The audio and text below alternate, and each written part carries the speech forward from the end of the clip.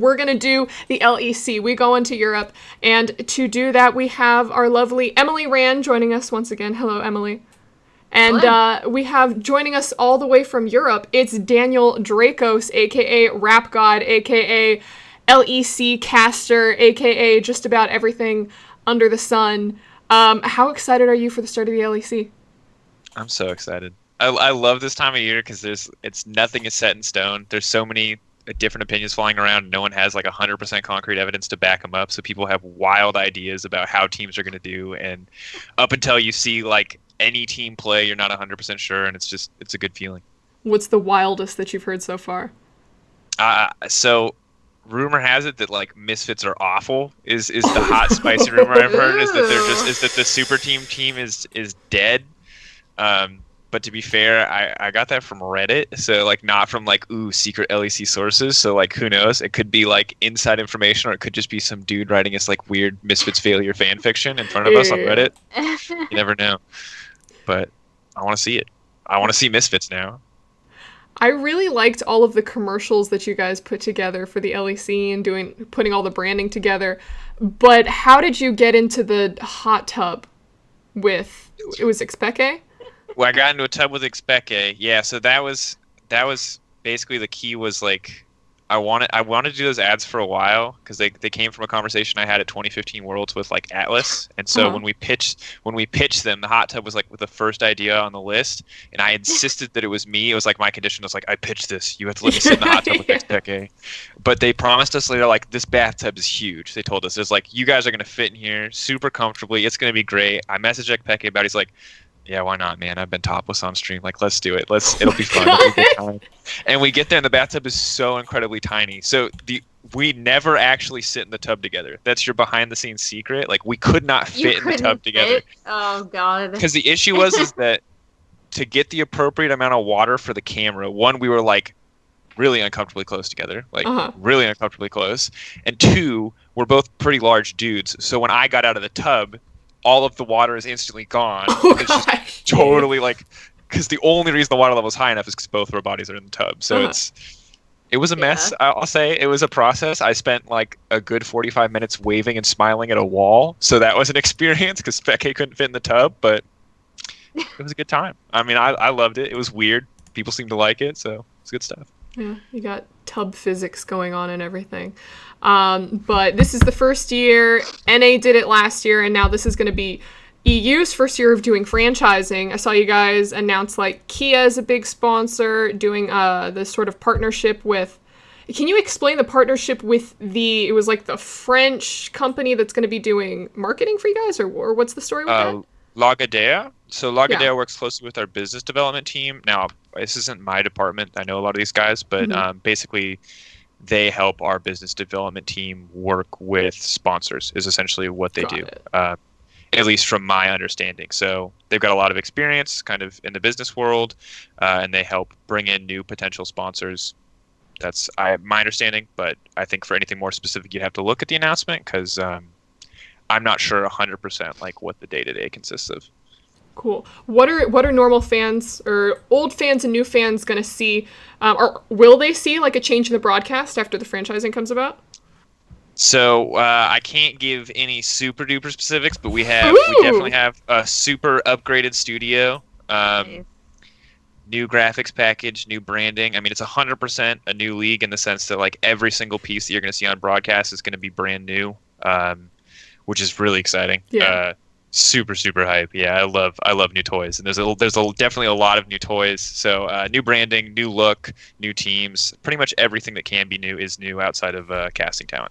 Mostly I just want to know if it's going to be like the LPL, where like when they first got their big sponsor, like their largest sponsor in Jeep, there's like a little Jeep on the desk, and now it's a Mercedes, and they even pick up the car like in their opening, and it's like always at the desk. So this is what I'm expecting now. Yeah, for our desk is actually it's a Kia with the top cut off, and we sit at just the bottom of a Kia every day. And then a guy with a shell power costume, it's a onesie, comes in 5 seconds into every segment and dances because we wanted to do it in AR, but it was too expensive, so we just hired a guy. His name's Dave. He wears the cell shoot. That's his job. No, we don't like. No, to be honest, I don't know. It's like it's not up to me for the sponsors, right? Like usually, like producers are pretty good about. There's this always this battle between like producers and business development. Business development are like, we want you to put this logo everywhere, and producers are like, that doesn't make any sense. And so these two parties are always fighting, and so where it ends up is like somewhere in the middle. So I might say Shell Baron v Power Play every time a Baron gets taken for the rest of the year. I might not. I don't know. But you'll get to find out with me when you watch the LEC. We're all learning together about this sponsor stuff in EU, but it's hype. It's exciting. Yeah, I think we have like the State Farm Analyst Desk, and we have the Acer Predator replay like every single time, or MasterCard replay. So now you get to join in on that sponsorship fun. I'm gonna be honest. I'm excited about a lot of our sponsors, and a lot of them are like our business development team killed it. So shout out to everyone there, Ramon, Nicholas, and Albon. But like as a final thing, I am sad we don't have a food sponsor yet. So I'm really hoping for a food sponsor, because that was like the constant stream of Jersey Mikes coming in at the NA studio. I was like, this is sweet. It's like it just makes food so simple. I know you know what you're gonna get on an NALCS day. So that's all I'm saying. Food sponsors, hit up the LEC. Is there a European Jersey Mike's? I don't know. I don't feel like we get a kebab. We could get a kebab sponsor. That'd be sick, though. That'd be tasty. A kebab sponsor. It would be so hype. I'm looking forward to the indigestion that will come with a kebab sponsor. It's going to be a good time. Oh my gosh. I'm also jealous that you get Ramon. I miss him so much. I'm so jealous that you get him in the office now. Yeah, he's a constant joy. We run into him at the gym, and his like gym, and obviously Ramon's a very fit dude, and he wears the skin tight gym outfits, and it makes us all feel super emasculated. So that's like one perk. Otherwise, yeah, it's so weird being around on show and off show Ramon. He's just such a nice human being, and like seeing him not.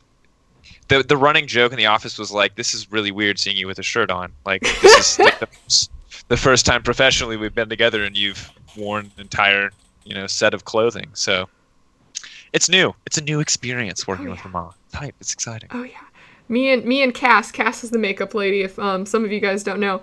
But we walk around backstage during some of the bigger international events, just trying to see everything.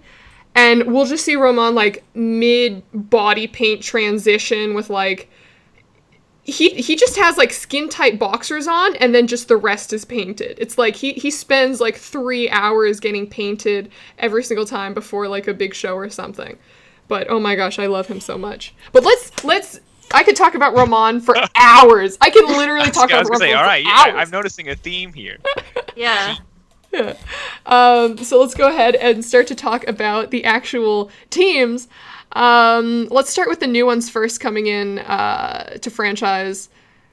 And basically, like, where did they come from? And why should we be pumped to see them? Starting with Excel eSports. Why do they have the nickname the Plucky Underdog, or like the Plucky Underdogs right now? Because when I was looking them up, that's like the one phrase that I found in everything.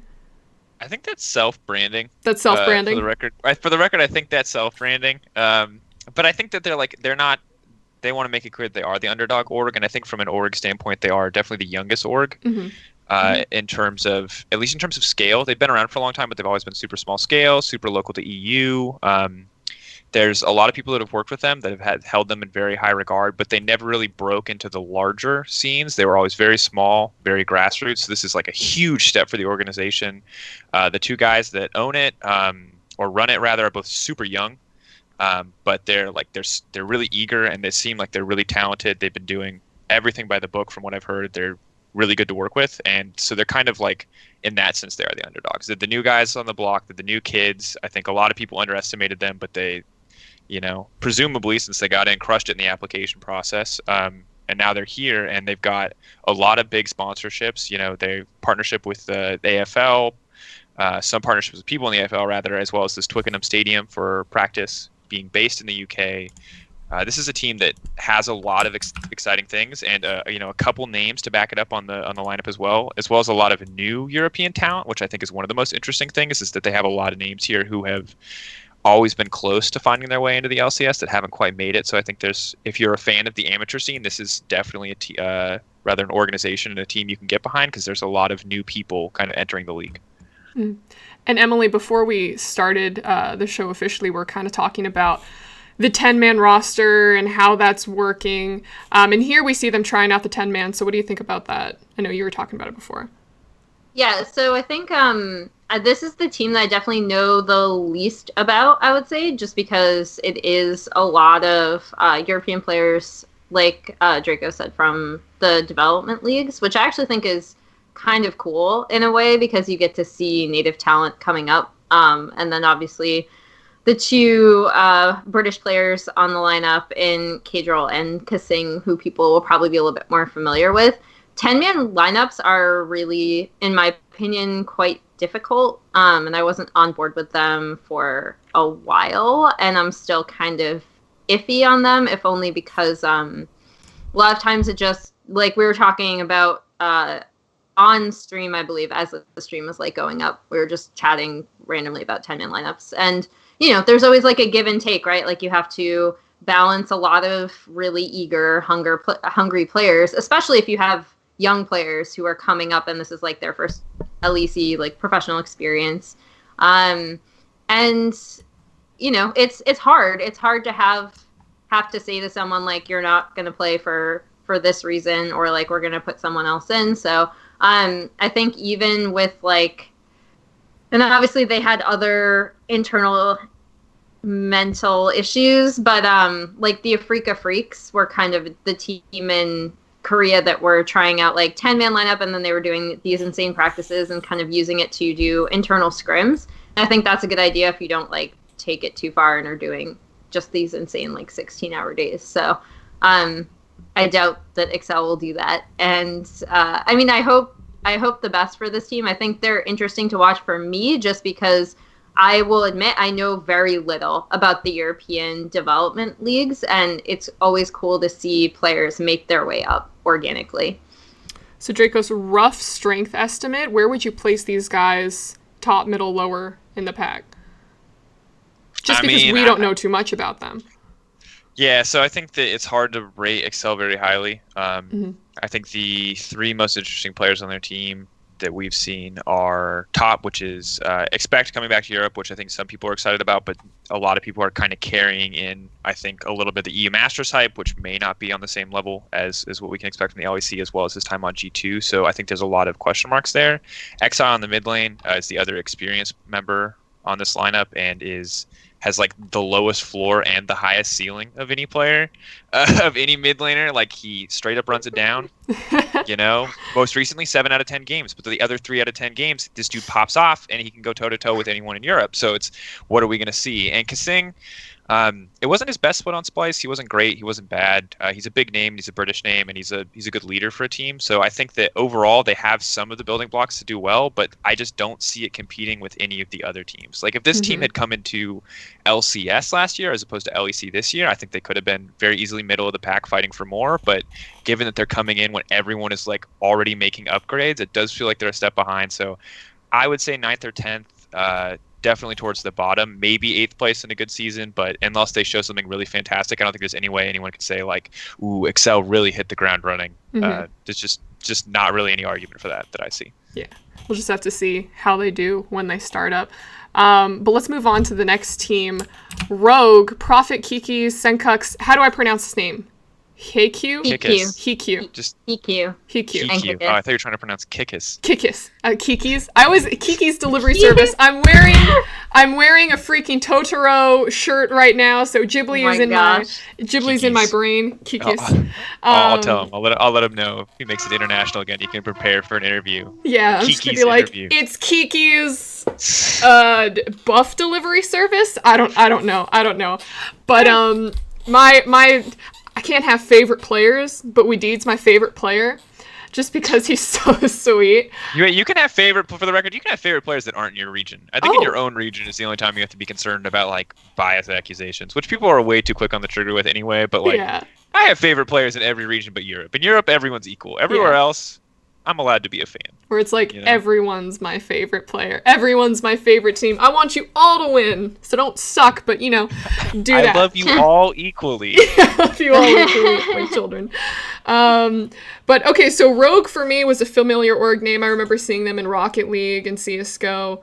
How was their reception or how was the community reception to them joining in?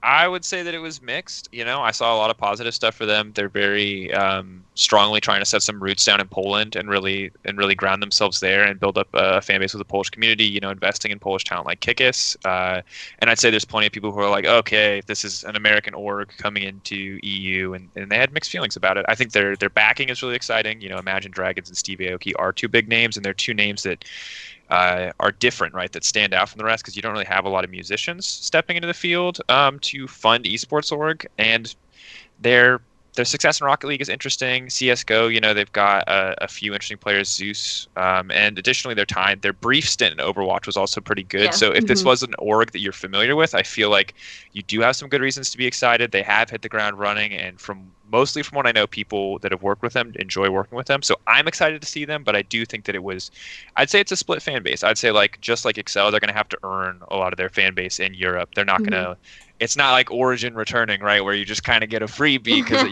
you got that $1 million ex-Peke smile and people just line up to be fans again. It's a little bit more work definitely to build a fan base. Emily, what do you think about this team so far? I know that we were talking about it before. Yeah, so I was most familiar with them actually with their French Overwatch lineup, which was like a really interesting lineup to watch in terms of the org itself. So that's like my only experience with them. In terms of this lineup, I always think Kikis is really interesting just because he's come on to two teams now as like the late addition jungler, I guess, that kind of acts as the final missing piece in whatever like communication. I don't know if it's like communication or just his veteran presence. I'm not really sure. So he's always like a player that's just really interesting to me because that's happened a few times.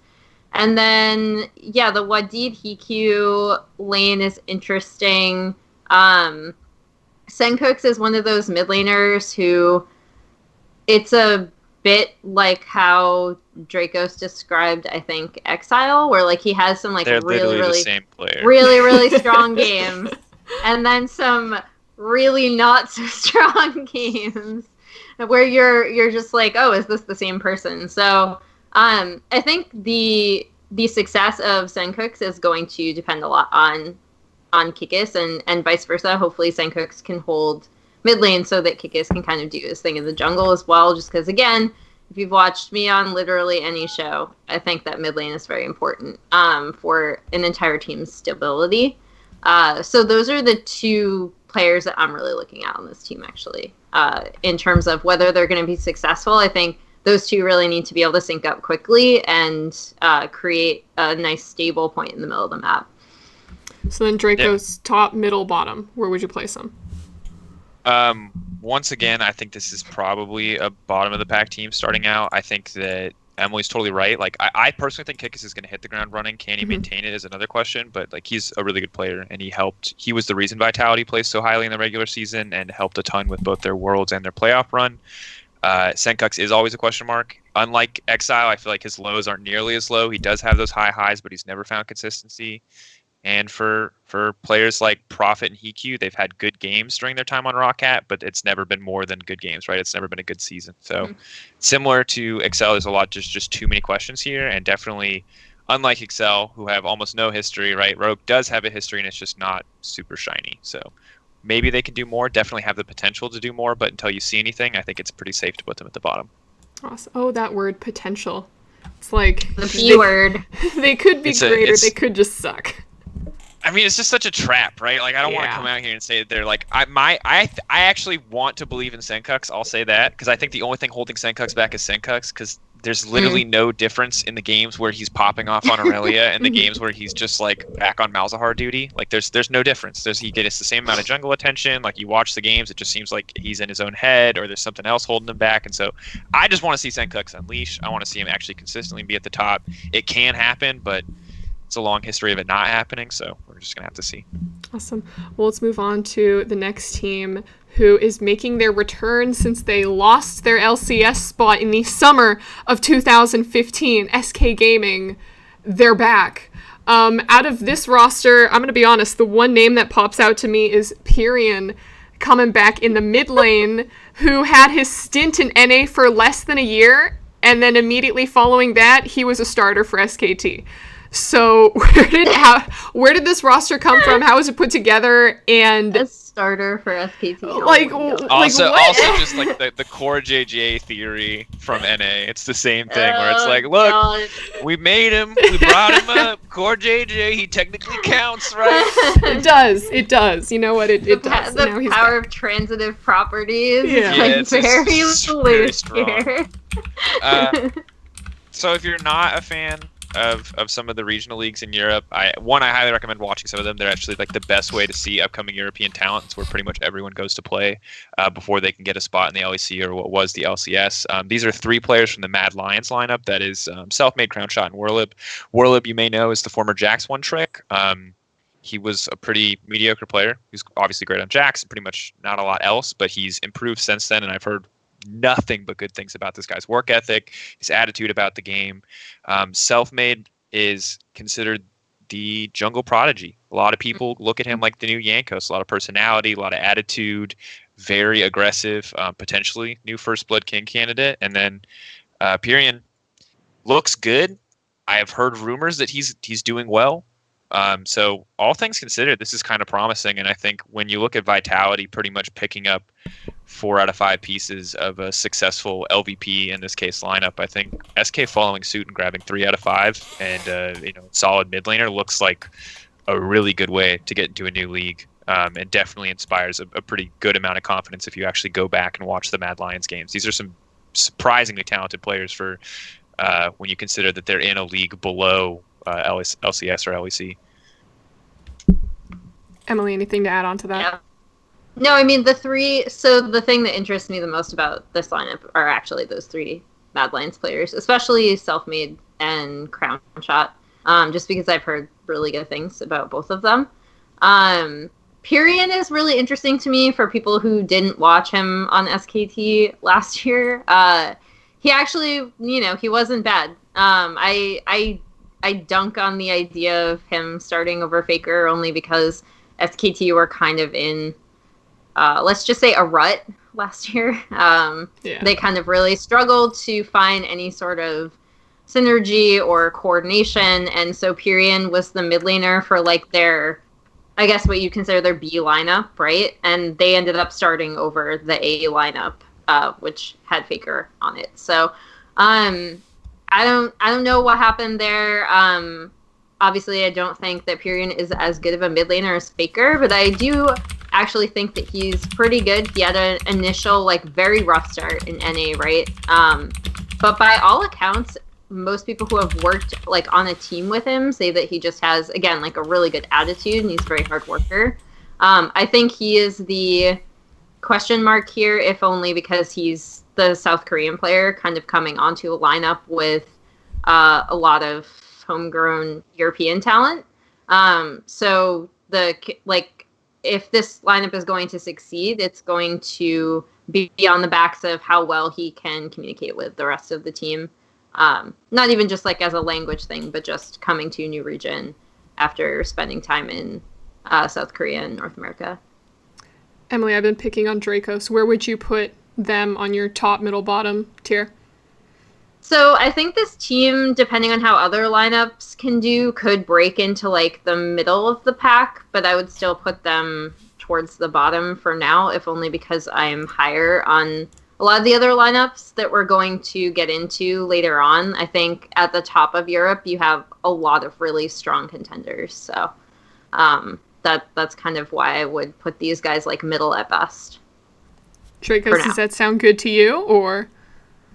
I think that's like actually a pretty reasonable bet. I think middle at best is a good start. I do think from talking to a lot of different people that Selfmade has really high expectations, and I'm curious what that does for the team. But at the end of the day, it's similar to Vitality, where like if Vitality hadn't happened, there's no way I'd even put this team in the middle of the pack. I'd assume they're at the bottom. But given the success of teams previously that have come in from the LVP and that quality of players that have come out of that league, I'm willing to give them the benefit of the doubt and say middle of the pack right off the bat, for sure. What about, so we still have one more team to cover, but out of all the franchising teams, or new franchise teams, Actually, let's just jump into Origin then. Let's jump into the team that Deficio left you all for. I'm personally kind of excited for them. I really liked watching Nuke Duck. Emily, you said that Patrick used to be Sheriff, and I think you wanted to go in on his name choice since you enjoyed Sheriff before. Stop changing your names to your actual names. It's boring. Okay. That was my only complaint. I liked Sheriff. I thought that was a good name. Like, if I play, I wouldn't want to just be Emily. There's like 6 million Emilys out there or something. There's a lot of Emilys. Right, but you write under Emily Rand. If I remember correctly, you used to have a name that was not Emily Rand, didn't you? Didn't you used to like have a different League of Legends themed moniker? I had Lin Minmay from Macross. I remember Lin Minmay, and I'm just saying. I was asked to change it because people are like, no one's gonna know who because someone actually messaged me and they were like, no one's gonna know who Lin Minmay is because when you search Lin Minmay, it's gonna be Macross. But when you search Patrick is not gonna be the first thing that comes up. SpongeBob. They're gonna get SpongeBob. You can't transition that. Who's not excited about SpongeBob? Like. Man's playing 4D chess. I mean, if he wants to change his regular name, I think that's fine. Like, he's changed name once before, too, if I remember correctly. So, the only thing that matters to me with player IDs is if he likes it. That's really all that I care about, as long as he's not changing names every split. But as long as he sticks with one, and it's phonetic, it's fine. As someone who did not have a phonetic name for a long time, that's my only concern. I miss the OG names, like Terry. Big of Optic used to be called Baby Eater, so it went from Baby Eater to Baby to Terry to Big. Yeah, they made him change it. They probably made him change that. I was gonna say because I feel like they took him aside and they were like, you can't come into the LCS with Baby Eater. Just like Sneaky's old name.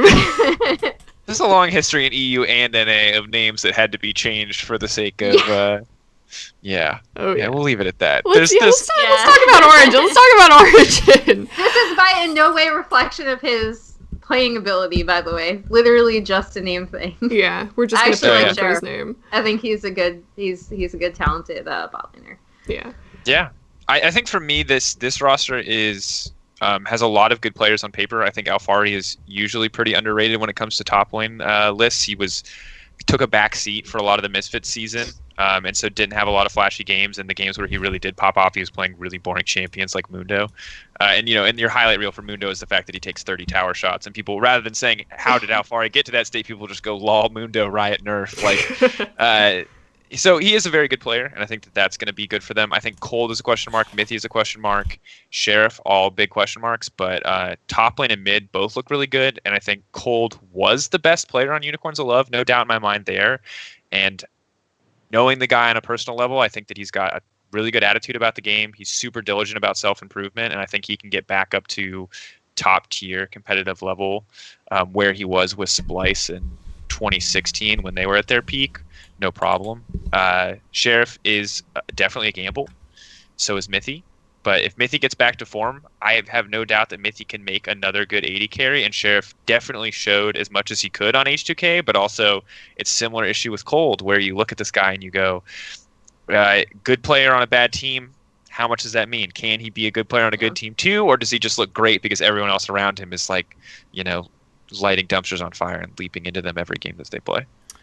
So for Mithy especially, it feels like for people who didn't watch NA, TSM did not have a good year, especially the TSM bot lane with Sven and Mithy that was so hyped up coming to the LCS.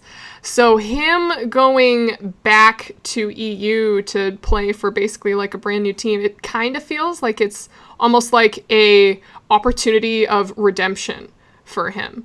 Emily, do you think he's going to be able to do it, or what did you think about him coming from EU to NA and then NA back to EU?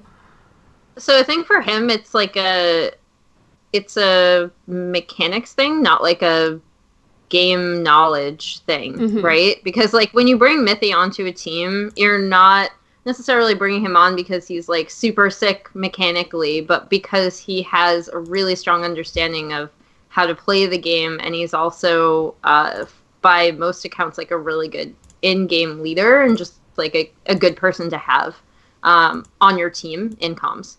And so that's actually why I really like him on this Origin lineup, because you have, like, I think my theory about this lineup is that I agree with what Draco said about Cold, but I think having Nuke Duck in the mid lane is actually going to help him a lot. Because Nuke Duck is going to presumably, if he plays like he did last year, be a lot more stable of a presence, right? And be able to, like, not only hold mid, but create just an enormous amount of pressure in his 1v1, and that will help Cold out in the jungle. And then I think having a veteran leadership from Mithy could be really good for this team, and kind of tie everything together. At least I think that's definitely what they're going for in picking up Mithy, despite the fact that I know, like, especially a lot of North American fans are very down on him right now. Which, to be fair, like, the TSM split sucked. I think people do have to remember, though, that, they did not look... I mean, I actually thought Sven still looked pretty good, but he did not look good on that team, and that team did not come together ever. But I think it also, if you look back at the history, Mithy is, or at least was, in his peak, like, probably one of the greatest minds in Western League of Legends, right? I think that, like, that's pretty safe to say. He was part of, no doubt, the best bot lane in the West when they were at their peak. And so, I mean, there's two courses, right? Like, we can assume that there was issues in NA and he can't get back to form, or you can choose that he's, like, 100% washed up. I'm inclined to believe that he can get back into form and be a good player. He hasn't been, even when he was doing well in EU, he wasn't the greatest mechanical support, but he's always had a good head for the game. And so I think that, assuming he's just going to run it down, which admittedly he did do on TSM in a few games, straight up run it down, I don't think it's going to happen again. So I do think that Mithy will work. Is he going to rise back to the top of Europe? Probably not, but he will be good for this team, and I think he will fill that leader role. Yeah, he's the one who ties everything together for me. Like, I actually like the Mithy pickup. Yeah, I hope that he has a good year, because I hope that everyone from TSM now has a good 2019, because they sure as shit don't want another 2018 run. But, okay, so do we think that Origin is the strongest looking out of our quote-unquote newish teams? Yes. Yes. All right, sick. Good to have agreement on that. Let's look at our existing, or rather returning LEC teams, starting with Team Vitality, coming back from their crazy Worlds runs. This was, okay, so I was not a huge EU fan before, because I was just like, all right, sure, I'll watch the region. There are, like, lesser counterparts. But Vitality just got me so hyped to watch, because you see these guys and they have fun personalities, and then you see them bring it into a game and they just go freaking crazy. And that was just super excited. That made me into an EU fan. And then the only change... Yeah? Oh, no, I was just going to say, there are a lot of really funny stories from them at Worlds. Like, when they first got there, because I talked to C9 about them a bit. And when they first got there, they scrimmed C9 first, and apparently both teams came away with the opinion, like, wow, this other team sucks ass. Like, this was terrible. Like, were they jet lagged? I don't know how this is going to go. And this is back when C9 had just gotten out of play-in, so they were kind of like, we don't know how we're going to do. We're in a really tough group, and Vitality are just kind of a big question mark to us. And so it was funny to see how both of them really affected that group that they were in. Mm-hmm. It was just funny. It's always funny when you hear, like, both teams being like, yeah, these scrims were kind of inty. We're not really sure what's going on. Yeah. And then both teams ended up making their own name for themselves at the World Championship. Drakos, did you talk to any of them when they came back? Like, did their entire Worlds experience have a change or effect on them? I mean, I think that they, like, I think they learned a lot from their World experience. I know for Jizuke especially, he, like, gained a lot just being in Korea and just playing so much solo queue in Korea, and I think he learned a lot there. And he stayed in Korea for the vast majority of the offseason. He was just mad chilling.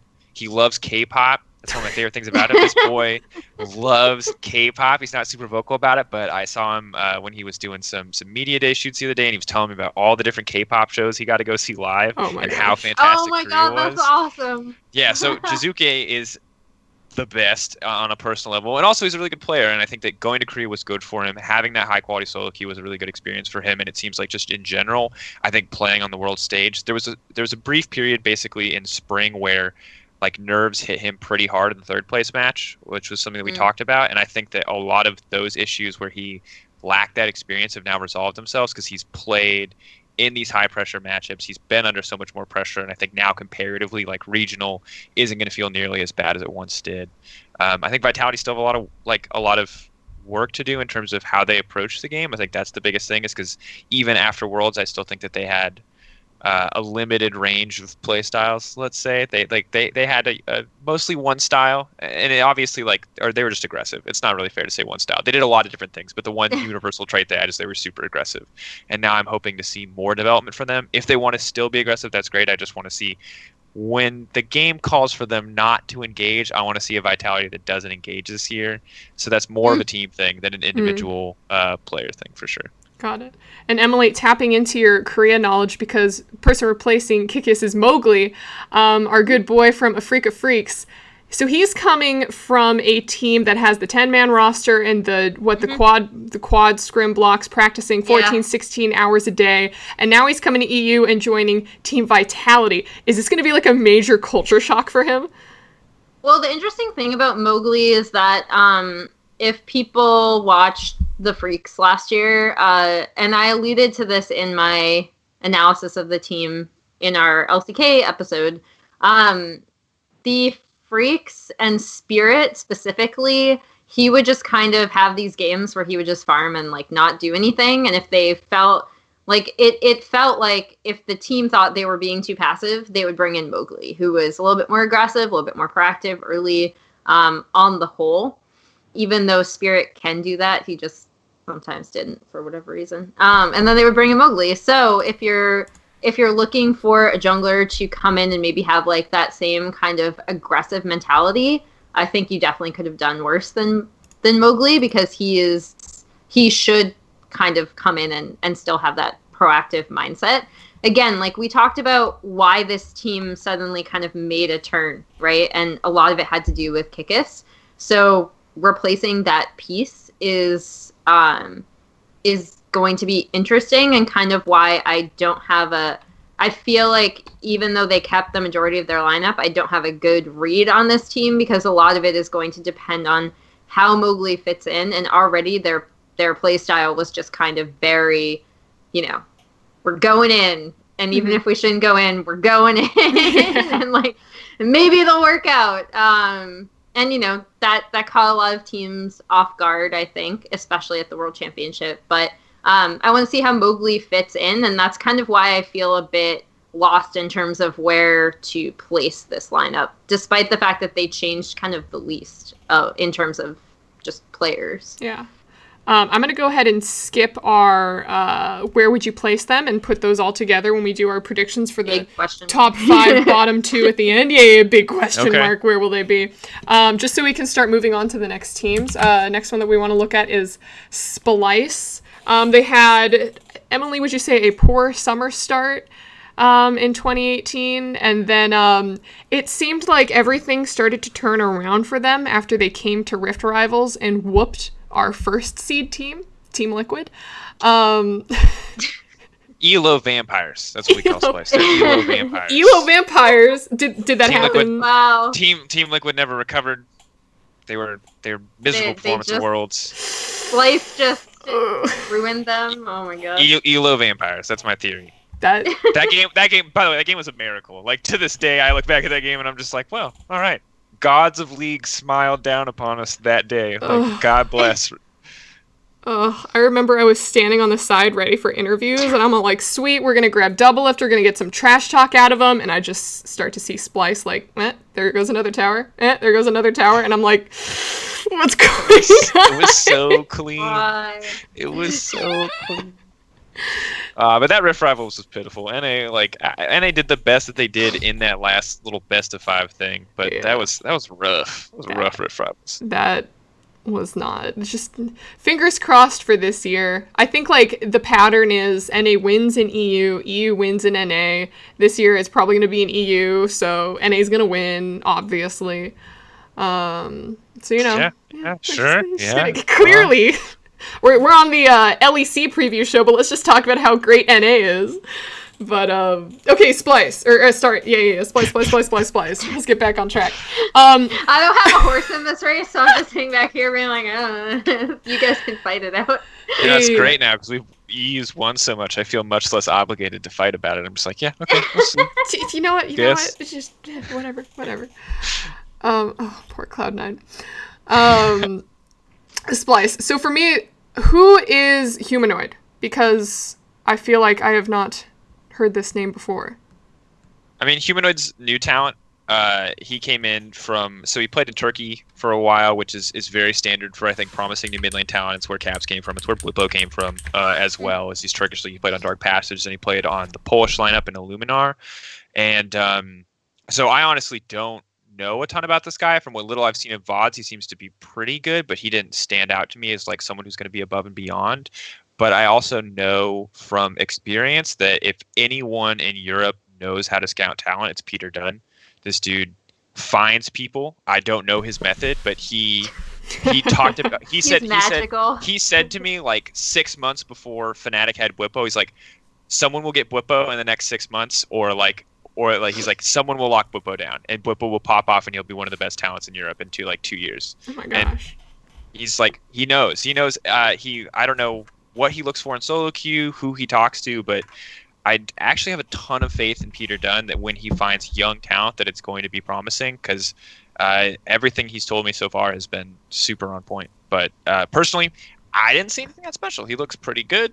You know, he was smurfing in a lot of these games that he played in Poland, but you know, a lot of these leagues are very top heavy, so it doesn't always mean the most. So I'm curious to see where he ends up.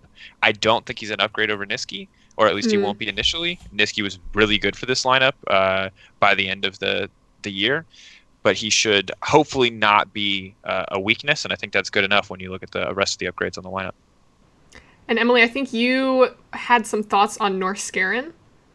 Yeah, I'm just happy because initially when the first kind of, I guess, round of roster announcements was made, you know, Norskarin hadn't been picked up yet, and there was kind of a flurry of Twitter activity being like, why is this guy not have a team? So I'm just really glad that he got picked up because I think he is really talented, and I think with good coaching and a good system, he can be an incredibly strong support. I don't know. I just have a lot of, like, from what I've seen from him, I think he can be really, really good. Also with Peter, I think his secret is that he actually watches non-major regions. Like, straight up, that's why I respect him a lot, is because he will watch non-major regions and he will not be like, this region sucks, therefore they have no talent. Which can actually also be seen in the fact that he was on the lineup until he just dropped down to the Splice Vipers, which is like their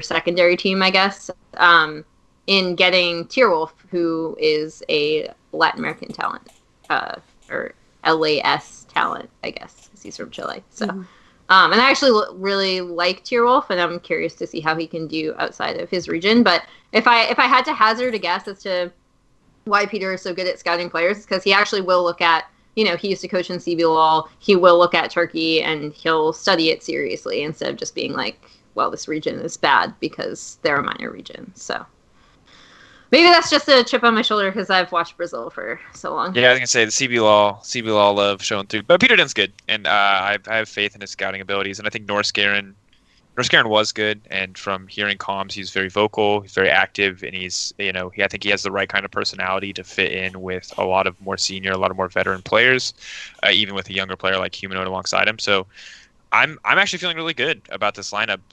Xerxes, Chachi together. Chachi still probably one of the best tank players, if not the best tank player in Europe. The man single-handedly carried Unicorns of Love on Shen people. He single-handedly carried the entire team on Shen for like at least a year. So hold this guy in very high regard. Obviously has a massive highlight reel that people like to reference whenever they bring him up. Poppy games, Elder Dragon moments, but whatever. But really his biggest strength is he's just, for the most part, incredibly consistent.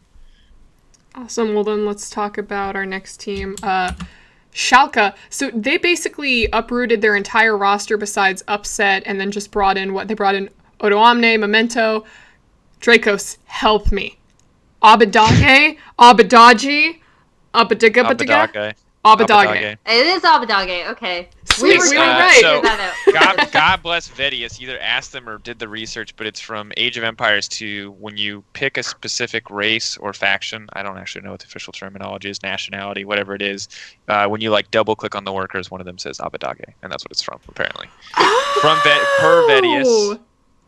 Vettius. Interesting. Okay. Oh yeah, it comes from a unit sound in Age of Empire. Okay, well, all Leaguepedia has it too, so I guess it's not that special. But I had to double check. But yeah, so there you go. It's Age of Empires root. I googled that one for you. But so this is a guy, once again, young talent. I know less about Abadage than I do about Humanoid. This is a guy that I think,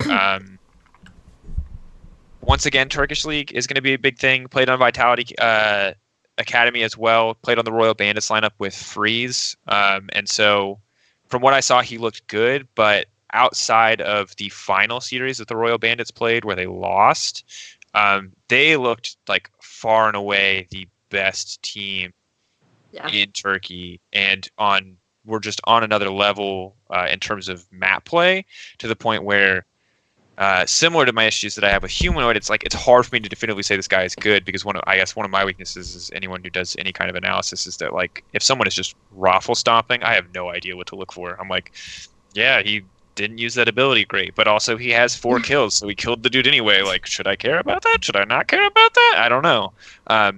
He looks good. But I do think, like most new mid lane talent, it's hard to make any kind of solid bets on him. Mm-hmm.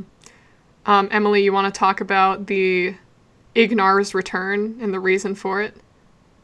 Yeah, so Ignar was on a BBQ Oliver's lineup that was...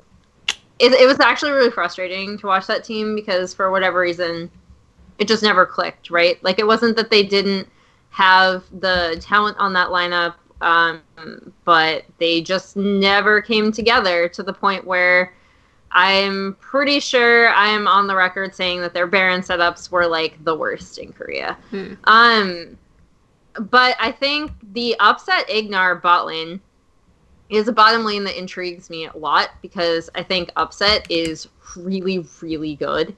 And Ignar, as we know him, is, a pretty aggressive support who likes to trade early and likes to roam. And so I think the two of them have the potential to be, like, an incredibly explosive bot lane. So when I look at this lineup, that's actually where I'm looking at the most. Got it. And Drakos, oh yeah, sorry.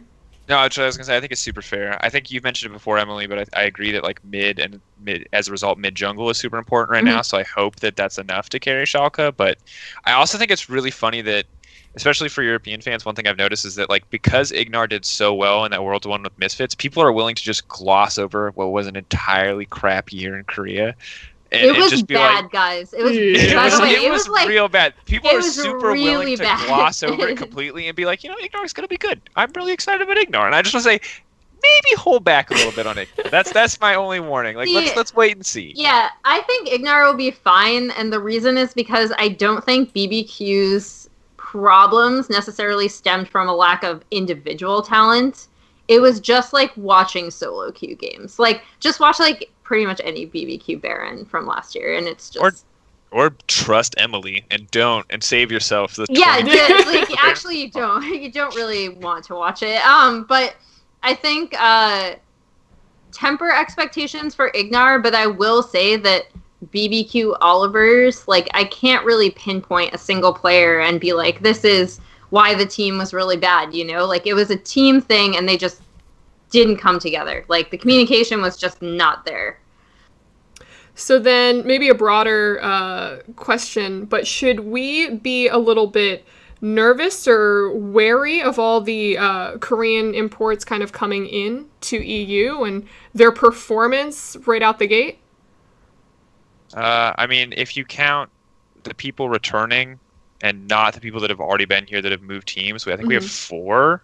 So expect returning, Ignar returning, Gorilla coming, Mowgli coming, Mm-hmm. and I think And Dreams peop- getting promoted, I guess, because he was on.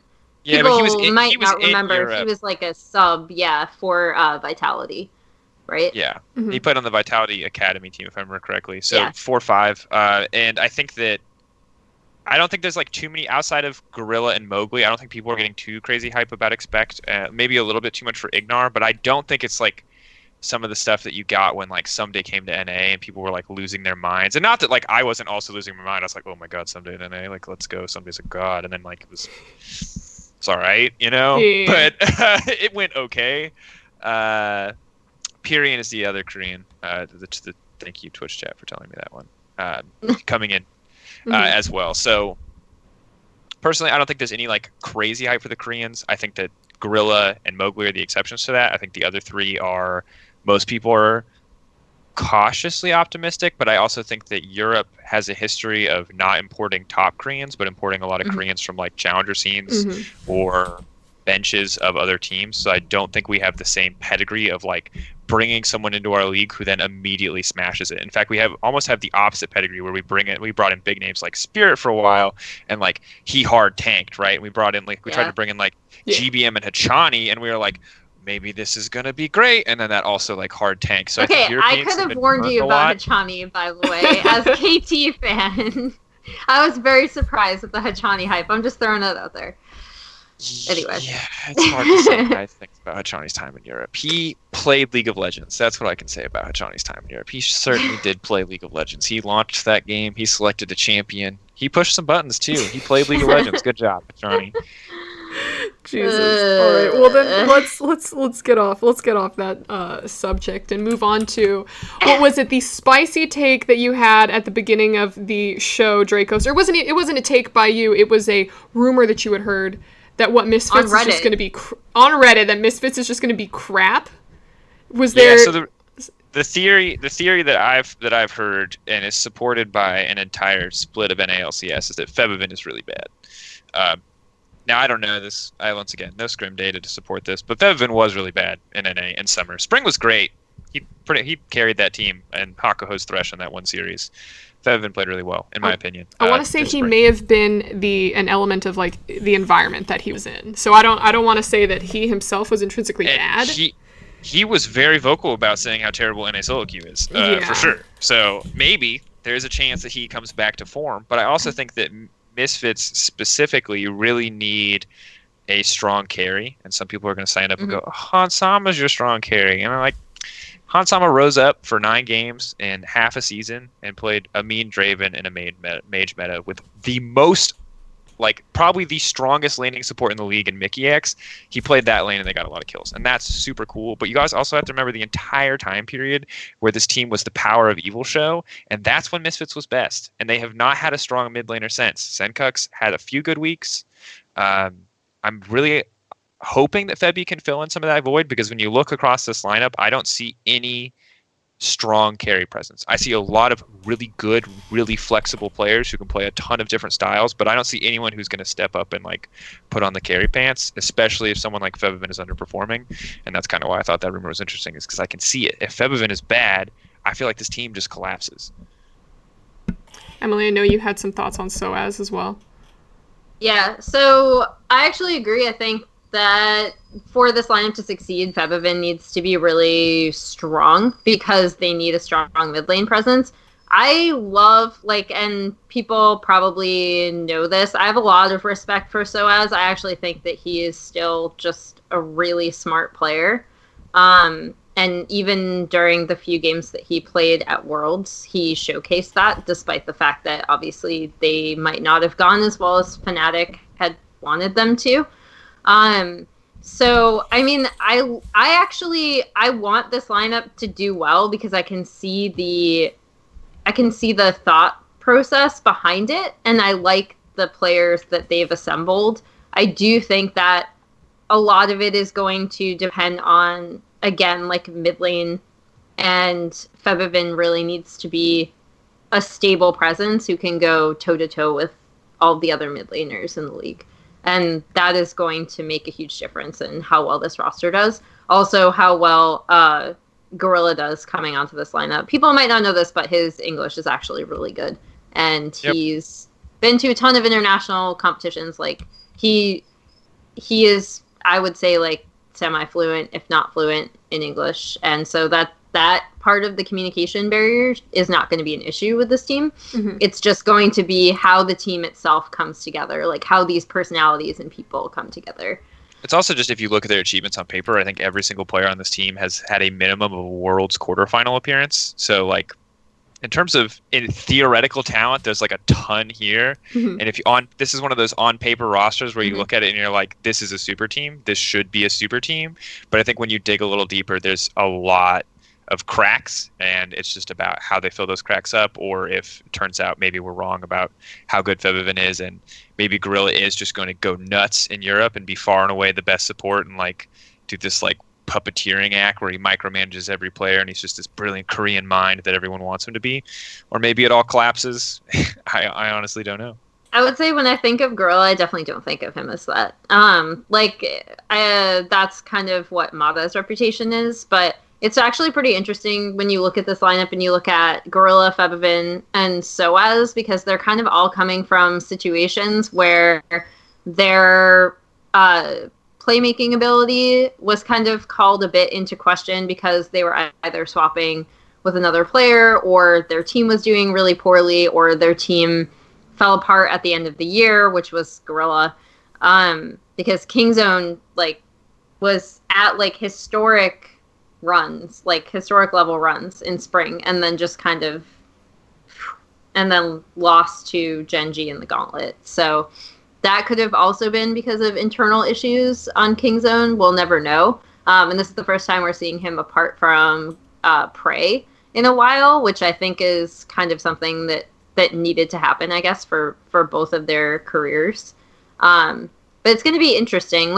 This is a roster I really hope comes together, just because I like a lot of the players. I like how they play, and again, they've shown an incredible amount of flexibility and just game knowledge, especially coming from Gorilla and Soaz. So I want them to work out. I really do. And I'm also, to be fair, probably unfairly skeptical of them, just because I think last year, watching Misfits and wanting so much after their world success, got burned pretty bad on some of the decisions they made, with Senkux kind of backfiring on them. And so for me, I just don't always have a ton of faith in their roster building since that moment, whereas before that season I definitely did. So I'm more than ready to be wrong. Soaz is without a doubt one of the best players in EU, and I think probably will be as long as he wants to continue playing the game at this point. So there's the talent here for this team to succeed. It's just some of the little pieces that I'm skeptical about. All right, well, let's hope that they end up proving Reddit wrong.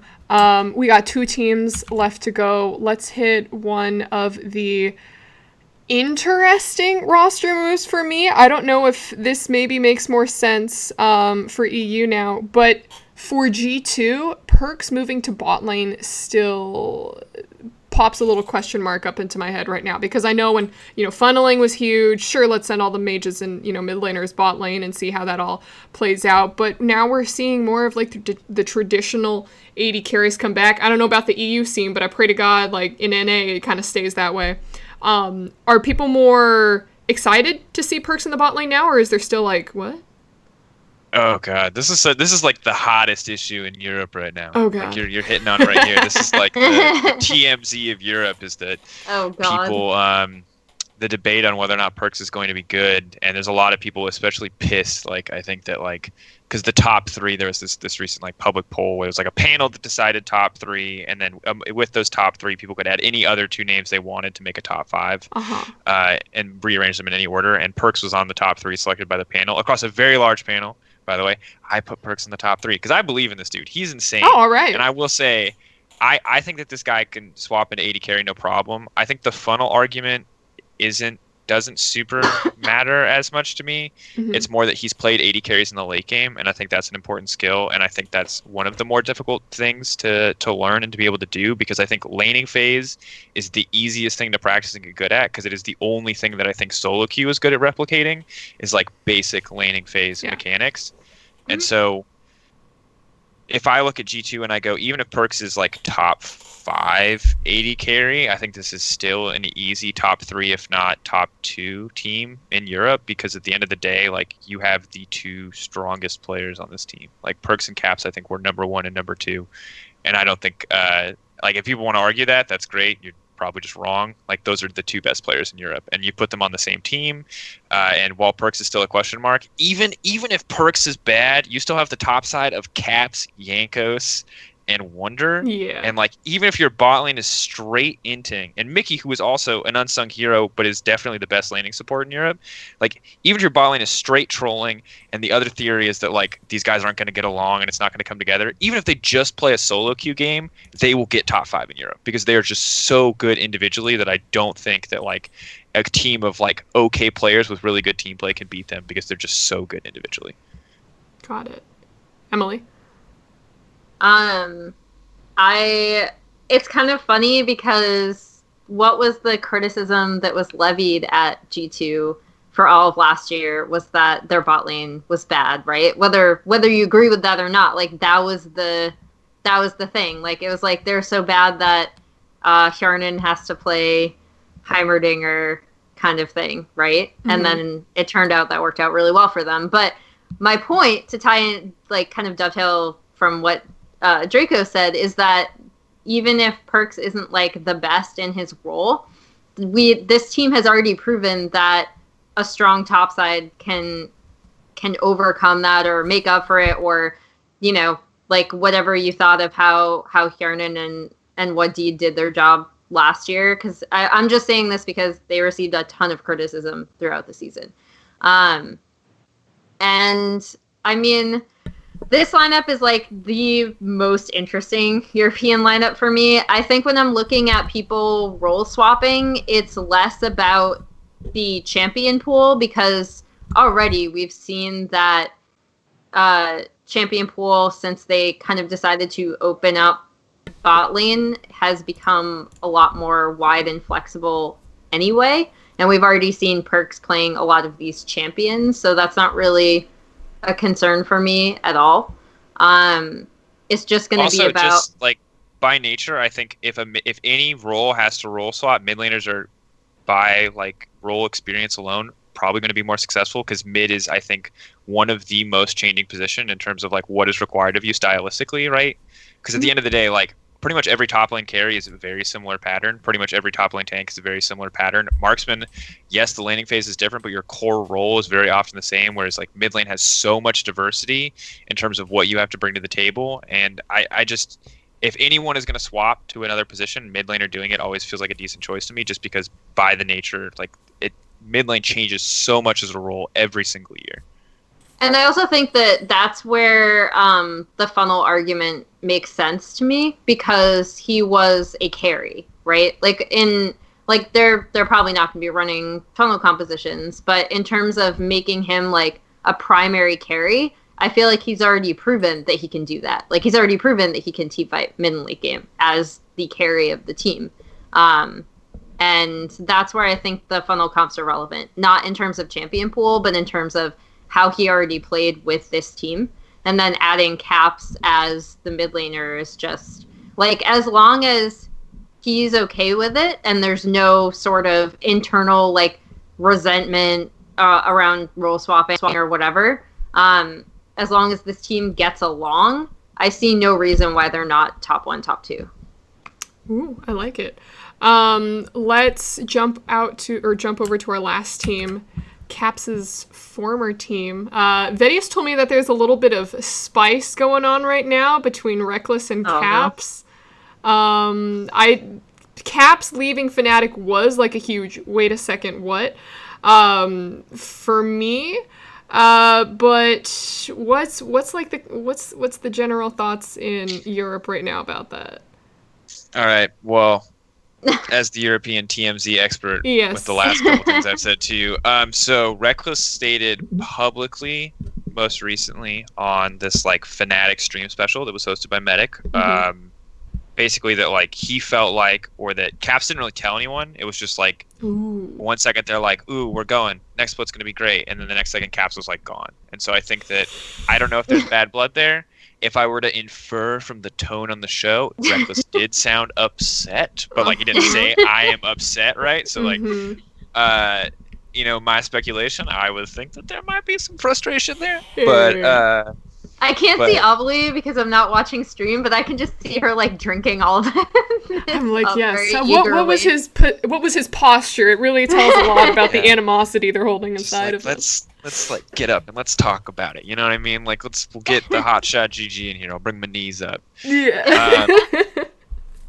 Yeah, I have no idea. I have no idea what the drama is. I assume that there's like, I didn't think that Fnatic planned on getting a new mid laner. To be honest, I'm surprised Liquid didn't buy Caps. I mean, I don't know if they tried or not, but like, I think that was my fear in the offseason. The rumor was that they were trying pretty hard. I was like, they're just gonna slap a briefcase full of money, classic Steve fashion. I assume this is how he does it. I have no idea. He's gonna open it up. It's gonna be a little envelope that says NA, and Caps is gonna nod, and we'll never see him again. He'll come back in 3 years when he's washed up, and we'll be like, all right, I guess you can play in the league again, and that would be that. But no, he's in Europe, he's there, and Fnatic don't seem super excited. But also, I think they're very fortunate that this is the year that Caps left, because if Caps had left earlier, one, well, he wouldn't have been as good of a player, but two, I think that this is the year where there's actually like a really good crop of young mid lane talent. We've already talked about Abadage, we've already talked about Humanoid. Nemesis, I think, is one of the best there. So I think that they lucked out in terms of timing. This could have been very difficult for them, but I do think that they got a new good young mid laner right when the other rookie elements of their roster, or younger elements, and like Broxa and Whippo, are starting to be really top tier players, really consistent players. So could have been way worse for Fnatic, but I actually think that they did fine, all things considered. Obviously never ideal to lose the best player in the West, top 3 mid laner in the world, Caps, but make the best of it. Yeah, I remember those good old Worlds rumors circling around and everything, and I was pretty excited. I was getting ready to rub it in a lot of people's faces, like, Team Liquid is money, Caps is coming to NA. That's it. But I think I was talking with Shox a little bit, and she said that like maybe him personally wouldn't even want to leave EU, and that it was just kind of like a home sweet home type thing. Yeah, get out of there with them hand signals, get out of there. And NA is great. We got California. all of the players when they first come to NA, and I asked them like the basic question during broadcast, like, how are you liking California so far? They're all like, I really like the beach and the sun. It's warm here. Yeah. I love California. Do they also like losing and being worse? Wow! They get. Do you ask them after they've lost and they're worse as players how they feel about NA, or do you just ask them when they see the beach? I wait until week 6 when they finally get a win off of a fluke. And then you're like, oh, how are you feeling now? It's very American news media of you. Very selective. I like it. Yeah. Oh gosh, that's the interviewer pro tip for any aspiring interviews out there. If the team situation is just bad and you can't just ask them, why do you suck on stream? You just say, tell me about your personal goals. Yeah. Goals. What personal goals do you have for the rest of this split? What would you like to accomplish? And they're like, I want to win. I'm like, great for you. Please work towards accomplishing this. Oh, God. I dare you, sorry to sidetrack a little bit more, but I dare you to hard tank an interview segment and just be like, so I've heard that everything is terrible. Talk to me about that. And just, whatever they give you, just accept it. Maybe they'll break or they'll say nothing and you go back to you at the desk. Yeah. I dare you. I will be very impressed. Ashley kind of did that with Kuro. She was just like, how is the team atmosphere? And he was like, he said something like the team atmosphere is like the worst it's ever been. Like, we have no idea what we're doing. Like, I forget the exact quote. Oh, all I feel is despair is what he said. Oh, gosh. this happened at World. All he I did feel a video. is despair. Yeah. Yeah. So That's you can so do sad, it, but Ovilee. also- I believe in you. Well, Funny. So I had one interview, and I actually felt pretty bad about it at the end. I think it was in week 7 or 8. No, maybe it was like a week 8 or week 9. And it was with Darshan after CLG, like, finally picked up a win after a while. And it was going to be, like, I think it was maybe their last game. It was probably week 9. It was their last game of Summer Split. And I was just asking him, like, hey, so, not sugarcoating it, but CLG didn't have a great year. Like, what happened there? And I think I asked him about changes. I'm like, oh, well, what changes would you really want to see on the team? And he gave... I take, like, I'm not crapping on any of the players for taking PR answers or anything. Like, I understand you want to protect yourself. But sometimes you just have questions that appear from the back of your head. And so he gave, like, a PR-ish answer. And in my head, I'm just thinking, okay, but no, what do you really want to hear? But that voice in the back of my head went through the microphone, and it was like, okay, but what really? So it sounded like I was just pressuring him. I'm like, no, give me something good. But I actually felt pretty bad at the end of that interview, because it did seem like I was just like, give me a real answer.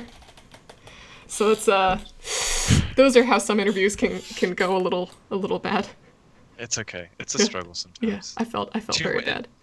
Yeah, it's interviewer problems. I think we've all been there. Oh, sometimes you get good stuff. Sometimes you get one-word answers. Sometimes you get things are good. Nice. Awesome. Wonderful sentiment. Yeah. Freaking Pobelter. I grabbed lunch with him for the first time of this year. What? I want to check if we are we done talking about Europe? Yeah. Are we Fnatic? Because we've I have gotten. opinions on Don't get me Fnatic. wrong. I've super sidetracked us. So Oh yeah. I'm definitely culpable, but we definitely went NA interview, CLG interview, Pobelter. So I'm just saying we haven't touched She's Eden at definitely least 3 steering. topics. I mean, like, let's talk about the greater region now. No, I'm just kidding. No. Finish up your thoughts about Fnatic, because I do want to hear what else you think about Fnatic, and then I kind of want to jump into viewer questions. All right, so I think this is interesting. I think I watched Caps in Turkey because to prep for, I believe it was IWCI back then, and he actually wasn't allowed to play at the tournament because he was underage. But he was, like, very insane. And I haven't seen Nemesis play, so I feel like I can't necessarily make the comparison. But I do think when Caps first came on Fnatic, he was not the player that he is now. He learned a lot with the team, and the team kind of guided him. That's not to take away from, like, his own individual achievements. He just came in and was insane mechanically, and he kind of learned how to play the game while he was on Fnatic. So I think Fnatic does have the capability to do that, right, as a team, especially since they're keeping the rest of this very successful lineup, with the exception of Soaz, who obviously isn't going to be rotating with Bwipo. I don't know if people think that's like a negative. I don't feel like they really leaned on Soaz as much as they could have. But, I mean, you know me, I always think losing Soaz is going to be kind of a negative, but it makes sense that they decided to go with Bwipo. I think this is a really interesting team, and I still think they're going to be at the top of Europe. Yep, big agree. I think that also just initially 4 out of 5 players are still really good, and I think Worlds was huge, especially for Broxa, in the sense that he finally got back to his roots of being a carry player. And if that hadn't happened, and if he was still as passive as he has been in past international tournaments, where he was much more like the Gragas Sejuani bot kind of guy, where he was just facilitating lanes rather than making his own plays, I'd be a little bit nervous. Reckless has also been prone to more passive splits in the past, and that would concern me about how greatly the style would change. But honestly, everyone on that team is aggressive now. Soaz was the voice of reason. They have a young solo queue all-star, and now every single player is going to want to play aggressive. So my only concern is that they turn into like Vitality 2.0. But I don't think it's going to happen. So, I think they're good. You just can't take it away. Even if you lose 1/5 of a World's Finals team, you're still 4 or 5 pieces are there. As long as the 5th one doesn't suck, they should still be a top team. Yeah. All right, we got all of our Fnatic love, Fnatic thoughts out of the way. Yes. We steered you back from NA. I know. I'm like, let's just talk about NA. I'm just so excited to talk about NA. You guys start in 2 days. That's a different show. We got 10 days to go for NA over here, so I'm just like shaking with excitement. I'm like, grrr. But okay. So now that we've gone over all the teams, we've seen everyone. Let's break into our predictions of who we think would be top 5. Emily, do we want to start with you to give Draco some time to think, or does he already have them all good? I mean, you totally good. can. I go first. You want to go first? Yeah, Go. Do you want them ordered, or do you just want top 5 in no particular order? I think we would enjoy them ordered, and this is purely just for the spring split. This isn't like at the end of the year or anything. This is just for the so first do you split. want so here's the follow-up question: do you want at the start of the split which team is the strongest, or do you want at the end of the split which team is going to be the It's strongest? the end of the split. I'm gonna say Fnatic 1, G2 2, Vitality 3, Origin 4. Oh, and then 5 like nobody cares, dude. It's such a mess. Nobody cares. It's not nobody cares. Just like really hard to say. Every other team I have like there's just too many variables for me to say anything definitive. Let's say Misfits. You know what? I'll believe Febvin. Let's say Misfits 5. That's how I feel it. I mean, could Febvin tank a team? It's not that Febvin could tank a team. It's not like Misfits are going to drop completely if Febvin isn't good. It's just that like Splice are actually a pretty decent team. Schalke are actually a pretty decent team. And like if Selfmade and Purion are as good as I've heard that they could be, I know Warlib's good. Crownshot's pretty good too. Then like SK could make a run for 5 too. Especially if like a team has a clear weakness. So I don't think Febvin could tank Misfits, but I also think that like even if Febvin is serviceable, they still need to show me a carry, which is always a question mark with Misfits. Got it. All right, Emily, agree, disagree? Oof. I agree with top 2. By the end of the split, I don't know like why. I think I guess that I just want to believe in Misfits because they have so many players that I really have enjoyed watching play for a while. But like if this team comes together, I think they fit right below Fnatic and G2 if they manage to do it. So I'll do that. I'll go out on a limb and put them 3. Over Vitality. I'm gonna go Vitality 4. And then actually Splice 5. Your 3 so cut out. I have the most. I'm sorry. You don't have OG in top 5? I don't know. There's something about OG that's just. It's the same as Misfits, right? Like I could totally see them fitting in at 3. Nah, you're right though. Mithy and Cold are big. I have a lot more. Like faith. I feel like beyond the top 2, you can like slot in an assortment of like 4 teams. In Splice, Vitality, Misfits, and OG. It's just a matter of how you order them. Yeah, and something that Vettius said to me about Misfits specifically was like, you can make 20 really compelling arguments why Misfits will be a top team in Europe, and you can also make 20 really compelling arguments as to why it's like going to be a shitfest. So we're just going to have to see. Emily, could I get your top 5 one more time? Your mic cut out for me just a second.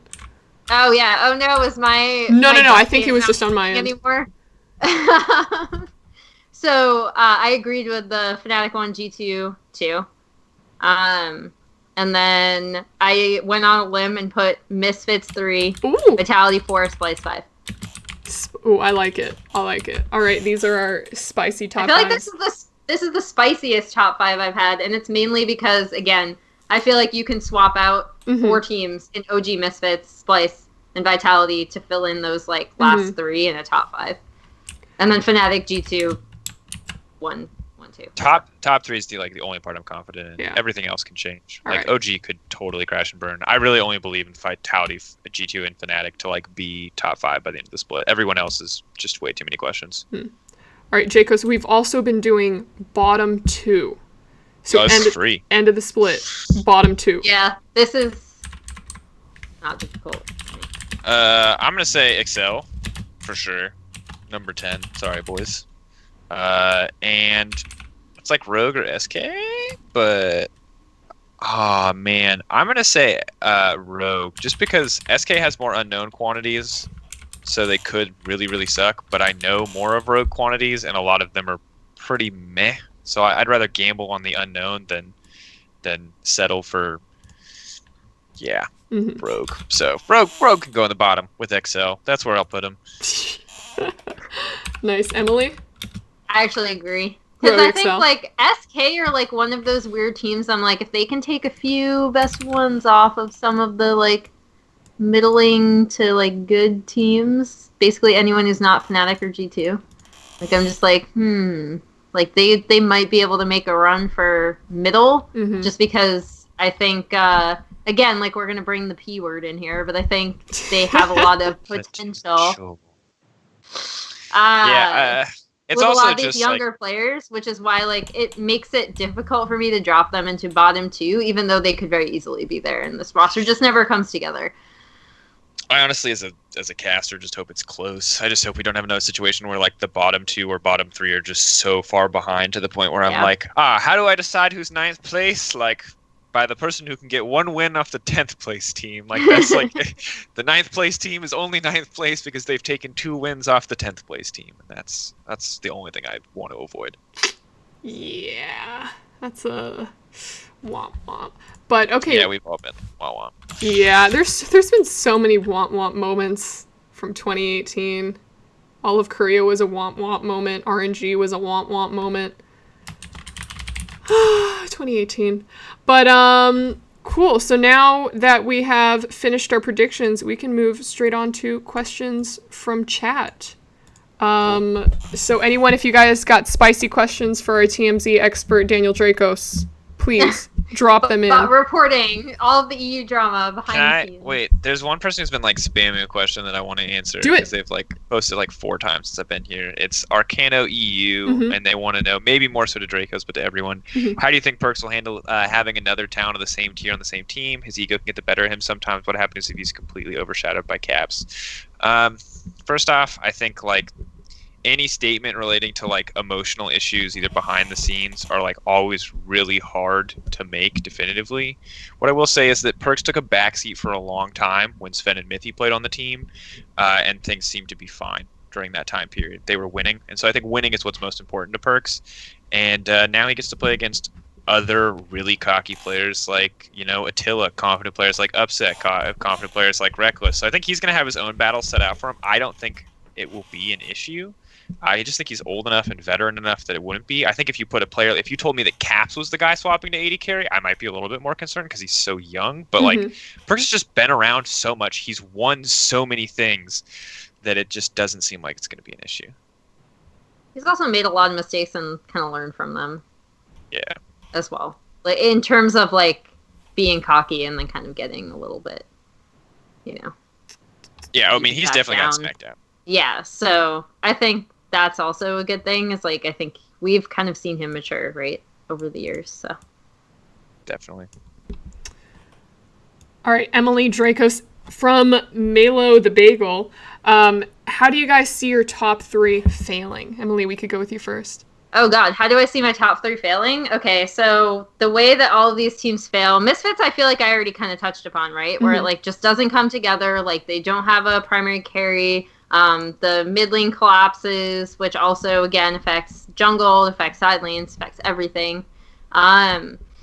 So to touch upon the top 2 teams, how do they crumble? I think Fnatic is kind of a similar situation where if you have Nemesis not being able to hold up to the rest of EU mids, or if he never, because like a trend that we saw with Caps, with Perks when they both first started is that they were all about the 1v1, right? And it was, I'm going to kill you and I'm going to murder you in lane and it's going to be great. And it was super fun to watch, but it doesn't make for a stable mid lane despite the fact that both of their mechanics were like off the charts.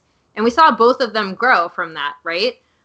So there could be a problem if Nemesis comes in and is like that and then just doesn't grow from it. So I think for Fnatic, that's the big thing, is getting him acclimated to playing at a higher professional level against, you know, better mid laners outside of solo queue, obviously. And then for G2, I kind of touched upon it in my segment, but if the egos do happen to be too strong, I don't think that's what will happen. But whenever you see like the formation of like a super team where you're like swapping someone to another role or you're bringing in like all of these really big names, that is usually the breakdown. Like it's usually a communication breakdown where the team just for some reason does not come together because everyone has a different idea of how they want to play the game. And so that would be the way that G2 would fail, in my opinion. So those are, my top 3 teams. That's how they would each fail. Yeah, we have really similar top 3. I think I put Vitality there. It's just the one exception that you had differently because you had Misfits. Vitality collapse. It's actually really hard for me to imagine Vitality collapsing because I think that they are one of the things that they had was just like incredible solo lane strength, and I think that's just always so important. But if they are going to collapse, it's definitely going to be. I think Jizuke has had big swings in his performance, and I think Jack Troll is the other player where I've seen big swings. Obviously, like Mowgli's not a player that I know as much of his history, but he could also just come in and suck. Like that's obviously like the easiest way for this team to fall apart. Don't think it's going to happen, but that's the simplest answer, right? But I do think that like Jack Troll has had really good games, and he's also had games where he's, made really horrible plays and cost his team the game. So Jack Troll underperforming is definitely a concern if you're looking for reasons this team could fail. And I think Jizuke struggling to find that kind of comfort on stage. Like you can see when he's playing like champs like Echo and Rise how good this guy is. He's like an insane mid laner, and I really do think he can go toe to toe with Caps when he has those picks and when he's feeling comfortable. But you also see like those third place spring like Talia games where he's just like his walls are off, his abilities are pointing the wrong way, and he's just like clearly psyched out, and like that's how I see Vitality collapsing. But the G2 one, egos, right? Like that's the easy answer. I think you got it there, Emily, where it's just like how do all of these really great, really praised players with these really big brands work with each other? And Fnatic it's also hard for me to imagine Fnatic collapsing. I don't see them ever getting below top 5. Like something would have to go really wrong. Like someone would have to like leave Reckless would have to leave the team mid-season and also take Broxa with him to go to like LPL, and then like that's how the team would have to collapse, right? And I just don't see it, because even if Humanoid is really like not good, there's so many, or Nemesis, sorry, God, there's too many new mid laners. Nemesis is really not good. They can just like, I don't know, you do. All Nemesis has to do is just like not be bad, and that team is going to be great. So like he has to really try to throw games for Fnatic to lose because of Nemesis. So I just don't see it happening. All right, this is a fun question. This is more for you, Drakos. From the How Me, what are your thoughts on the additions to the on-air talent? Who counts as an addition? That's a good question. So Frostgren, hype. For those of you who don't know, we are very, very close. She's basically my sister, not like by blood. We just know each other for a long time. We're from the same town, Portland. So I'm really close with Frost. Obviously, there's mixed opinions in the community. But she's a fantastic caster. I'm really excited to work with her. She lives 2 blocks away from me. We hang out all the time. So I love her to death. Ender's the other one. Ender's my duo queue buddy. We're gonna stream controversial bot lanes all next year, because our favorite bot lane to play is Aurelia Pike, and we're determined to ruin solo queue for everyone. So I love the new team. Ramon is going to be on the broadcast as well too. Thank you, chat, for putting these in as we go. And yeah, he's partially with business development, partially with on air, but he's someone I've worked with before. So everyone coming is like people that I already know. So it's weird for me to think of them as new. But it's new, yeah.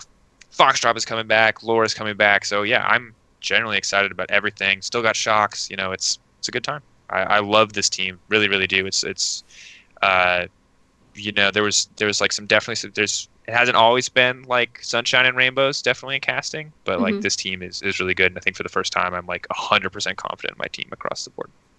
Awesome. All right, here is one from Fazy921. How come no team has picked up Hjarnan? Is he truly bad? This was a question on the top of my mind too. I was kind of sad to see him just kind of get dropped last second. Do you have any context, Drakos? So I mean, I don't know a ton about salary negotiations. A lot of times I'll like go fishing for that kind of information and ask, but this year I kind of just played back, I guess. So I don't have as much insight. I think Hjarnan Wadid got a lot of unnecessary criticism, but I also think that Hjarnan was not by any means, this was not the strongest bot lane in the world, and I think in order for G2 to be successful, they needed to play pretty much exclusively pushing bot lanes and Tahm Kench, and utility carry specifically. So literally just Ashe, Forest, Jhin, and Tahm Kench. And like if they were doing that, they were fine. So I don't think that they were set up for success, but I also do think that when G2 tried to play through them, it didn't really work. So how much of that is on Hjarnan? I don't know. But I think that Hjarnan is a known quantity. And so when you look at players like Crownshot coming to the league, he's worse than Hjarnan right now, probably. Right? Hjarnan is just very consistent, very smart player. Praised actually for his knowledge in-game and knowledge about bot lane. But he's also, once again, a known quantity. He's a veteran player that hasn't shown incredibly high highs in a long time. And so I think that if I were a team looking for new players, I could choose between Hjarnan, which would give me like a pretty solid 80 carry, or I could choose and bet on new talent, where yes, there are more unknowns, but there's also the potential for it to grow into something greater. It's a lot of kind of speculation, but that's the logic that I see. Really surprised that someone like Excel wouldn't have picked him up, honestly, or even Rogue. They could have gotten the Hjarnan Wadid lane. They got Hiku instead. Now, admittedly, a lot of that management staff obviously comes from Roccat, and Hiku was on Roccat for a long time, so maybe they know stuff about Hiku that I don't. Hiku has had a few good performances, but it is odd not to see Hjarnan, but I can see some of the reasons why you might not pick it up. Got you. Yeah, I think Hjarnan, actually, just to add on to that, like, there's usually a shift about, what would you say, Drakos, like week 6-ish, I'd say, where teams kind of start maybe picking up players, or definitely in the mid-season where you see some teams that might have faltered in spring starting to look for players, and that's when I think maybe Hjarnan's kind of veteran experience and intelligence will come in, because just from talking to like G2 coaching staff at Worlds, they seem to have a lot of respect for Hjarnan and what he could bring, and the fact that he kind of did whatever the team needed him to do, right? So I actually think he could be a good addition to some of these teams if their bot lanes don't work out. Yeah, I really, really agree. Like, I still think he's an incredibly smart player, and that's one of the things that's like the most common praise of him, is that he really does understand the game.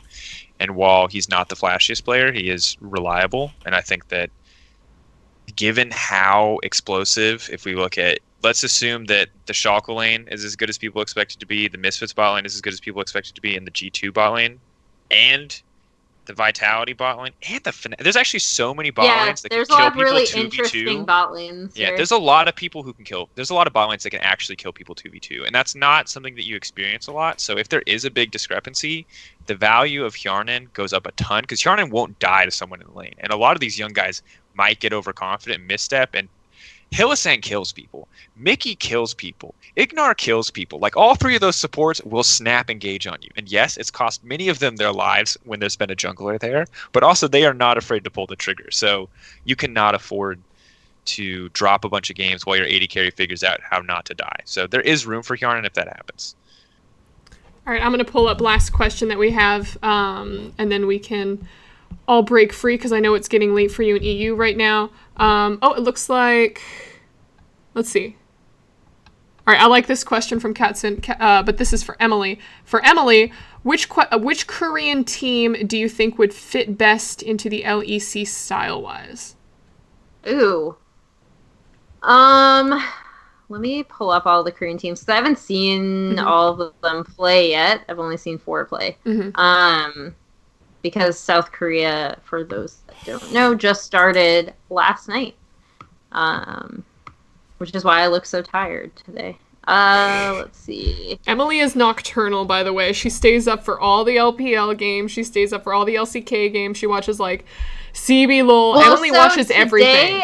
Today I would have taken a nap before doing this, but then there's a teacher strike going on, and I live, like, near a lot of the schools. Yeah. So they actually woke me up, so I was just like, yeah, I'll just go up and get coffee. So let's see. Who would fit in EU the best in terms of playstyle? Because I think there's a lot of different ways that teams play in Europe. If you're talking about, like, what people defined as the EU playstyle that worked at Worlds, which is like a solo lane focus, so I'll go with that. Because I think that's what a lot of, if you've listened to me talk about any of the Korean off-season, you have a lot of these teams being like, we need to shift our focus from more of a passive style to more like aggressive early, not necessarily topside focused style, but definitely solo lane focused style. I would go with Haiti is actually an interesting one, even though I do if you're looking at that like solo lane focus, because you have Score, who's pretty passive, but you also have Umti coming on, and I actually do think that there were a lot of rumors that Score was going to retire. And even though he didn't, I do think that Umti was brought on as kind of like a possible transition thing, kind of like what we saw the old Samsung Galaxy Genji lineup do with Ambition and Haru. And Umti is a lot more aggressive. You have BDD, who's just like a monster in the mid lane, and then you have Smeb. So I actually think that team would be like, and I'm not just saying this because, full disclosure, if you don't know anything about me, I am a KT Rolster fan. But in terms of like looking at solo lanes, I think that is a really interesting team. I would say SKT, but I do have some reservations about Khan.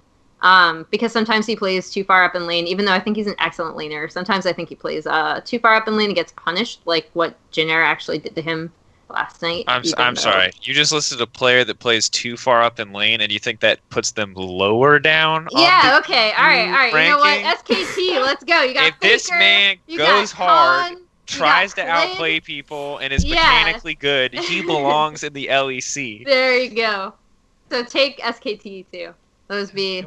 I'm just looking at the mid top kind of duo. Got it. That's pretty much if you have a mid, a top, and a. If you don't know anything about him and you like just watch like yesterday's games, like he will go in even if the rest of the team isn't going in. He's gonna like dive that tier 2 turret to kill someone. Awesome. Well, I actually forgot. Excuse me, about one of the major points that we were going to talk about. Thank you so much, Omph, for reminding me. The LEC just announced their new playoff format, where I'm gonna completely butcher the description. So Drakos, are you able to? Of that, yeah, it's so video as well. It's called a crown bracket. Someone's pointed it out that it's like the same as the curling format, but basically, it's crazy. Okay, so quarterfinals, you can think of them very much the same way. It's 3, 4, 5, and 6. The difference is that third seed gets to pick whether they play against 5 or 6. So kind of similar to how MSI seeds for semifinals. And then the two teams that make it through there will play each other. And in that same round, teams 1 and 2 will play each other. So the first and second team basically get to play a double elimination bracket. So the winner of 1 versus 2 goes straight to the finals. Whereas the loser of that 1 versus 2 game will play the winner of the 2 victors from the quarterfinal. So there is a video. We'll make it much easier because there's visual help. Narrated by. I'm gonna pull it up and link. But basically, yeah, you get it's like a half double elimination bracket, which I'm a big fan of. I pushed for double elim for a long time, obviously, and I think third place match is the worst thing on the face of the planet.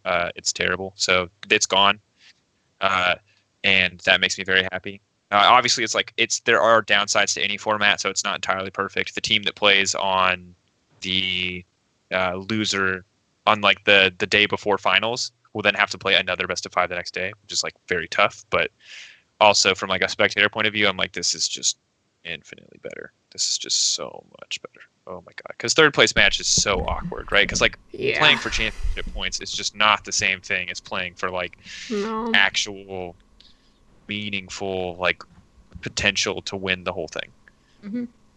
Yeah, it's someone asks, how will the third team for Rift Rivals be decided if there is no third place match? So actually a good question. I'm not 100% sure, so don't take this as a gospel, but I would assume because after the second round, when 1 and 2 play each other and the victors of the first round play, you have 3 teams remaining, so I would assume it's that team. It's the team that wins. So I don't know where they got this, but Leaguepedia is usually a pretty good guide, and it says first to third place qualify for Rift Rivals 2019. Cool. Yeah. So it's the team that makes it past the first round and then also the second round. Sick. So by default, once you make it into that third round, basically you're in. Awesome. Which is cool. I like. Cool. All right. I think those are all the questions. Guys, thank you so much for coming on and sharing all of your EU knowledge with me and NA Pleb, I guess. Thank Drakos, because I will fully admit that Europe is my weakest of the... If we're counting them 4 major regions because it's on during the day. It's on during the day. LMS. We happens. gotta talk about CLG. We gotta talk about... I know. Ovilee, you got your NA dig. I got my NA in there. I got my NA... As a final note, if you're a CLG fan, you're a masochist. That's all I'm going to say. That org is like... He knows. A disaster. That org, ever since WF left, Like it was questionable, the decision making of which players they brought in and left behind when Doublelift was on the org, and it has only remained and gotten more questionable as time has gone on. Good luck, CLG fans. Good luck. Yeah. It's gonna be rough. Yeah, but Drakos, again, thank you so much. I think everyone's asking when Euphoria drops. Tomorrow. So I think we have off schedule because our studio is being built, so we had to record at weird times this week. But every Wednesday normally. But this week it'll be Thursday. Woo! Consistency. Woo. Yay. Okay, so I didn't even notice, but yeah, my podcast thing didn't update. yeah, but okay, so I thought you guys just upgraded the studio. So how are you upgrading it again? Didn't you? I mean, we did. Ovilee. So it's just upgrades on upgrades on upgrades on capitalism, upgrades. When you have money, you may use it to pay for Oh, goods and services. I'm sorry, that was rude. No, yeah, you're I good. paid for it. Like I don't know like most of the business back end. I stay away from it just because. Oh, I didn't mean it in that way. I mean, like, what are you doing? Like, are you adding like more flashing lights, or like what's like? It looks like it's a pretty high tech and new studio. So what more could you do to possibly enhance it?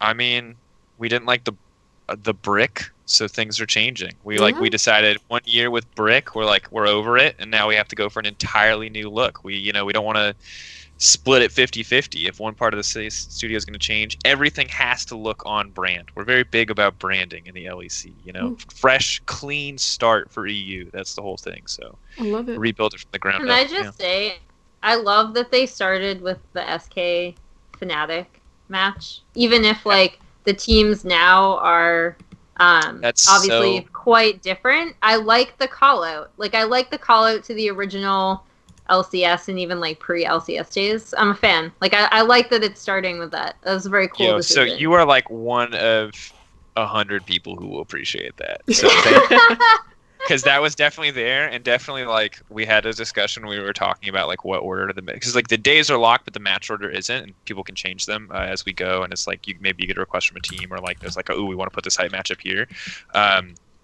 But yeah, like people were like El Clasico, it's back, and I so many people like raised their hand from like the new generation of League players, and we're like, does anyone who watches League right now like remember what that is? So I'm glad you remember. Anyone else who remembers it, shout out to you. SK versus Fnatic, it's so hype.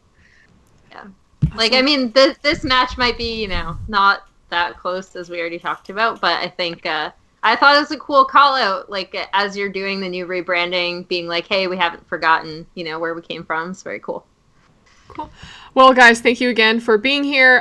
For everyone else, the NA preview show we're going to be having next week with guest Wild Turtle. That's going to happen on either Monday or Wednesday. We're just trying to figure out his schedule, and then we'll go ahead and announce that. Thank you guys so much for watching, and we're going to end the stream here.